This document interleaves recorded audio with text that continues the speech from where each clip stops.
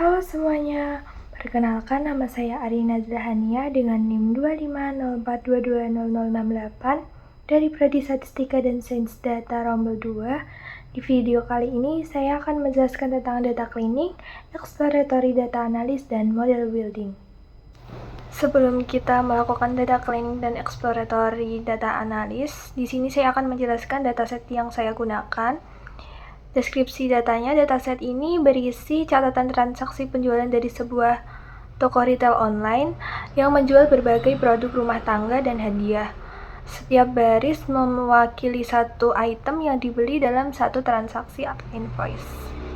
Nah, di situ kan ada beberapa kolom. Ada kolom invoice nomor, yaitu nomor faktur transaksi. Jadi setiap transaksi itu memiliki nomor unik. Kemudian ada stock code, itu kode unik untuk setiap produk. Ada description, itu nama atau deskripsi produk. Ada quantity, itu jumlah unit produk yang dibeli. Terus ada invoice date, itu tanggal dan waktu transaksi terjadi. Terus ada customer ID, itu ID unik di setiap pelanggan. Terus ada country atau negara asal pelanggan. Nah, untuk langkah yang pertama, ini ada library read Excel, kemudian online retail, read Excel, online retail XLSX, kemudian online retail lagi. Nah, jadi di sini itu tujuannya memanggil library read Excel untuk membaca file Excel yang berisi data yang akan kita gunakan. Kemudian kita memberi namanya online retail, dan kita memanggil lagi online retail untuk menampilkan isi dari objek online retail di konsol. Kemudian yang kedua, kita ingin mengecek apakah ada missing value atau tidak. Kita menggunakan call sums isna online retail. Online retail tadi kan dari kita yang udah ngasih nama file tadi kan. Nah, berdasarkan hasil runnya itu terdapat missing value di kolom customer ID sama description. Jika di kolom itu muncul 0, berarti itu tidak ada missing value. Nah, untuk mengatasi missing value tersebut, kita menghapus baris yang mempunyai NA. Kita gunain library dplyr, kemudian kita memberi nama online retail 1 dari online retail yang tadi. Kemudian kita filter if all description sama customer ID karena dia yang mempunyai NA. Terus kemudian kita panggil lagi online retail 1. Setelah kita menghapus baris yang ada NA-nya tadi, kita cek lagi apakah masih ada missing value. Kita gunain lagi call sums isna online retail 1 karena ya, online retail 1 itu yang udah dihapus NA-nya tadi. Kita cek lagi, ternyata sudah 0 semua di setiap kolom. Jadi sudah tidak ada NA atau sudah tidak ada missing value. Kemudian yang kedua, kita ingin mengecek apakah ada duplikasi atau tidak. Dengan menggunakan, kita memberi nama online retail 2 dari online retail 1 tadi yang sudah tidak ada NA-nya. Kita menggunakan filter duplicate. Terus kemudian kita kasih nama lagi online retail 3 dari online retail 2 yang mengecek duplikasi tadi. Kita menggunakan group by untuk mengelompokkan data berdasarkan semua kolom. Terus menggunakan filter n lebih dari 1. Nah, itu untuk menyaring hanya grup atau baris yang muncul lebih dari 1 kali. Terus kemudian kita panggillah online retail 3. Ada data yang duplikasi atau ada data yang duplikat. Nah, yang ketiga, karena ada data yang duplikat, jadi kita harus menghapusnya. Di sini kita memberi nama online retail 4 dari data online retail 3 tadi yang ada duplikatnya. Nah, di sini kita menggunakan distinct, yaitu fungsi dari dplyr untuk menghapus baris yang identik. Dan dia akan menyiksakan hanya satu versi unik dari setiap baris. Jadi, misal ada 5 baris yang sama, maka dia hanya menyisakan satu yang akan disimpan. Kemudian kita panggillah online retail 4 untuk memunculkan di konsol. Setelah dihapus, kita mengecek lagi apakah masih ada duplikatnya, apa udah nggak ada, dengan menggunakan duplikat online retail 4. Karena online retail 4 tadi yang kita hapus data yang ada duplikatnya.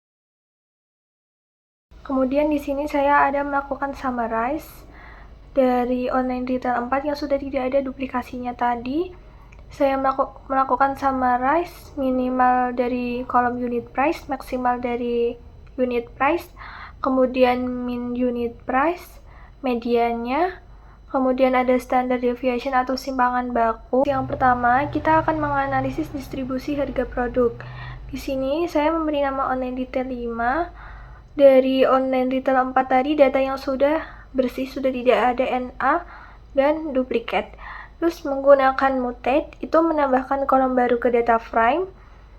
Terus price class itu membuat kolom baru bernama price class. Nah, itu ada unit price lebih dari 3 terus 0,1. Jadi, jika unit price-nya lebih dari 3, maka price class-nya akan muncul 0. Dan jika unit price-nya kurang dari sama dengan 3, maka price class-nya muncul 1. Kemudian di sini saya ingin memvisualisasikan, jadi saya menggunakan library ggplot untuk memanggil paket ggplot, terus ggplot online retail, x sama dengan price class, itu membuat plot dari data online retail 5, terus kemudian sumbu x menggunakan kolom price class, yaitu klasifikasi harga tadi, terus geombar steel blue, yaitu membuat bar chart berdasarkan jumlah data di setiap kategori price class, kemudian memberi warna barnya tadi, warna batangnya dengan warna steel blue. Kemudian ada gg title, itu menampilkan judul grafik distribusi harga produk. Grafik ini menunjukkan distribusi produk berdasarkan kelas harga. Terlihat bahwa produk dengan harga lebih dari 3 jauh lebih dominan dibandingkan produk dengan harga rendah.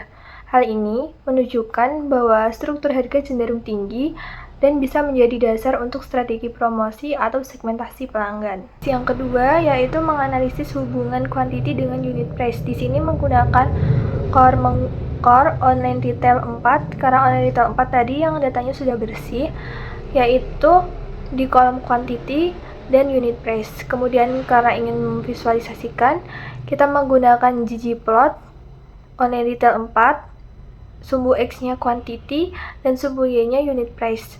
Kemudian ada geom point, itu titik-titik data transaksi, terus geom smooth, garis regresi linier untuk menunjukkan arah hubungan, ada labs memberi judul dan label sumbu, kemudian dem minimal itu untuk tampilan bersih dan sederhana. Dari scatter plot tersebut terlihat bahwa semakin banyak produk yang dibeli, harga satuannya cenderung menurun. Hal ini ditunjukkan oleh garis tren merah yang menurun. Artinya, ada korelasi negatif antara quantity dan unit price. Bisa jadi karena diskon kuantitas atau strategi harga grosir. Yang ketiga yaitu mengidentifikasi produk terlaris. Nah, untuk itu kita perlu membandingkan jumlah produk terjual per kategori. Kita menggunakan library dplyr di sini, terus kita memberi nama produk terjual, terus group by description, mengelompokkan data berdasarkan nama produk, ada summarize, jumlah sama dengan sum quantity, itu menghitung total kuantitas yang terjual untuk setiap produk, kemudian disimpan dalam kolom baru bernama jumlah. Terus ada arrange, itu mengurutkan produk berdasarkan jumlah terjual dari yang terbanyak ke yang paling sedikit. Kemudian ada stage head n sama dengan 10, itu mengambil 10 produk teratas berdasarkan jumlah penjualan.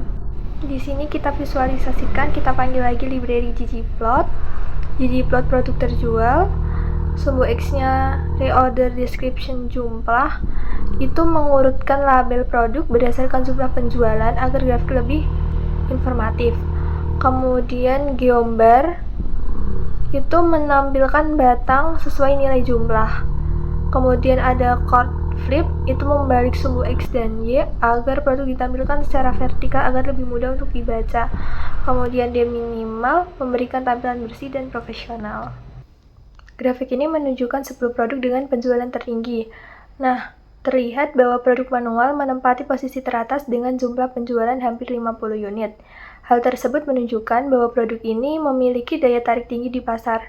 Data ini dapat digunakan untuk menunjukkan prioritas stok dan strategi promosi yang lebih efektif. Yang keempat, mengidentifikasi pelanggan teraktif. Di sini kita butuh perbandingan jumlah item terjual per pelanggan. Kita memberinya nama pelanggan teraktif. Terus kita group by customer ID, mengelompokkan data berdasarkan ID pelanggan. Ada summarize, itu menghitung total kuantitas produk yang dibeli oleh setiap pelanggan. Kemudian disimpan dalam kolom baru bernama jumlah. Kemudian ada arrange, itu mengurutkan, karena itu arrange descending, jadi mengurutkan pelanggan berdasarkan jumlah pembelian dari yang terbanyak ke paling sedikit.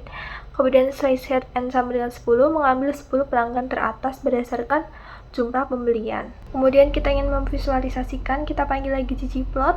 Kita menggunakan data pelanggan teraktif yang sudah kita cari tadi. Kemudian sumbu X-nya itu customer ID, sumbu Y-nya jumlah. Kita menggunakan di situ fill as factor untuk memberi warna yang berbeda untuk setiap pelanggan. Kemudian ada gambar, itu menampilkan batang sesuai nilai jumlah. Kemudian labs, title, menambahkan judul top 10 customer berdasarkan jumlah item terjual. Kemudian de minima untuk memberikan tampilan yang bersih. Grafik tersebut menunjukkan 10 pelanggan dengan jumlah pembelian tertinggi. Nah, di situ terlihat customer ID 14607 menempati posisi teratas, yang menunjukkan bahwa pelanggan ini sangat aktif dan berkontribusi besar terhadap penjualan. Data ini dapat digunakan untuk menyusun strategi retensi pelanggan dan program loyalitas. Nah, sebelum saya membuat model building, di sini saya ada memisahkan antara data train dengan data test. Untuk model building yang pertama itu dengan goals memprediksi segmentasi pelanggan. Nah, model building yang ini dilakukan dengan algoritma K-means clustering menggunakan variabel RFM. Model building di sini bertujuan untuk membuat segmen pelanggan berdasarkan perilaku belanja mereka. Dengan RFM, yaitu resensi, frekuensi, dan monetary, kita ingin melihat pola siapa pelanggan loyal, siapa yang pasif, siapa yang baru, dan sebagainya. Nah, untuk di sini ada 4 klaster. Untuk klaster yang pertama yang berwarna merah itu pelanggan baru aktif, baru belanja tapi belum sering dan belum besar. Kemudian yang kedua, warna hijau itu pelanggan loyal, bernilai tinggi, sering berbelanja dengan total belanja yang besar. Kemudian klaster 3 dengan warna biru itu pelanggan lama yang pasif, jarang berbelanja dan sudah lama tidak aktif. Kemudian klaster yang keempat berwarna ungu, pelanggan ini masih sangat baru-baru berbelanja sekali dan belum terlihat polanya. Model building yang kedua dengan goals memprediksi produk yang akan dibeli selanjutnya. Nah, model building ini bertujuan untuk memprediksi produk yang kemungkinan besar akan dibeli bersama berdasarkan pola transaksi historis pelanggan. Nah, hal ini berguna untuk rekomendasi produk atau strategi pemasaran. Berdasarkan visualisasi modelnya, titik di kanan atas itu support tinggi, confidence tinggi, yang artinya aturan yang kuat dan sering terjadi. Kemudian titik berwarna merah tua, aturan dengan lift tinggi, yang artinya sangat relevan untuk rekomendasi. Kemudian titik di kiri bawah, artinya aturan lemah, jarang terjadi dan kurang bisa diandalkan. Sekian penjelasan dari saya, terima kasih sudah menonton.